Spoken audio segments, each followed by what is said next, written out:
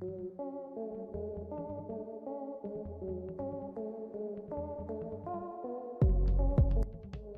Young and the Restless Spoilers for Monday, October 12th, 2020. Remember that Summer and Kyle have run off to elope after texting their parents and turning off their phones. Plus, Chloe had a baby off screen, and that's made her an expert in her friends' lives. And Ray gets a proposal he did not see coming. You would think Summer and Kyle would be equally responsible for deciding to run off to get married and notify their parents via text message. But not at all.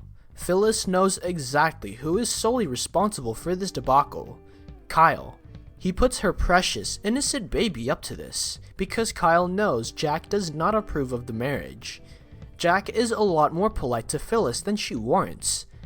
She doesn't bring up how the last time their kids got married, it was because Summer blackmailed Kyle into it, so maybe she isn't the innocent one in this version either.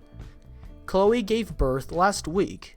Does her son have a name yet? We don't know. Chloe may not have time to settle on one yet, seeing as how she's spending her postpartum hours not breastfeeding or trying to sneak in a lap in between breastfeeding, but lecturing Chelsea on her own life choices. Chloe, for the record, thinks Adam is bad. He will ruin Chelsea and Connor's lives, so she needs to dump him pronto. The marrying kind. Sharon may have had surgery, but she still has a long road ahead of her. Ray has been a rock, except for that time he walked out in a huff because Sharon was still friendly with Adam. Sharon doesn't want that happening again, so she pops the question. Phyllis vows that she won't tell Nick her problems because she doesn't want him swooping in to save her.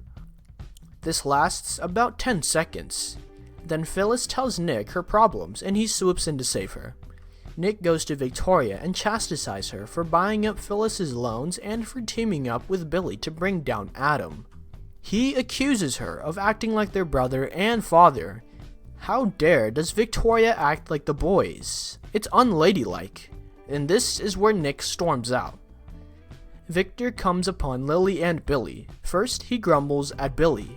Billy reminds Victor he is totally powerless these days. Next, he tries buttering up Lily before vaguely threatening her. Lily is more polite than Billy, but she basically tells Victor the same thing. Victoria sold Newman Communications to Chancellor Corp. Victor has no leverage over her. Devin proves that he can never see the woman he loves clearly, as he can't stop Elena how she is the kindest, most amazing, the most honest woman who has ever walked the earth. Elena feels terrible because of that whole slept with Nate at the clinic thing. At the same time, Nate is turning down a date with Amanda. Amanda in turn turns down Phyllis asking her to help sue Victoria.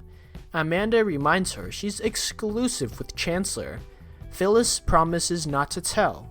Unfortunately for Phyllis, that's not how lawyering works.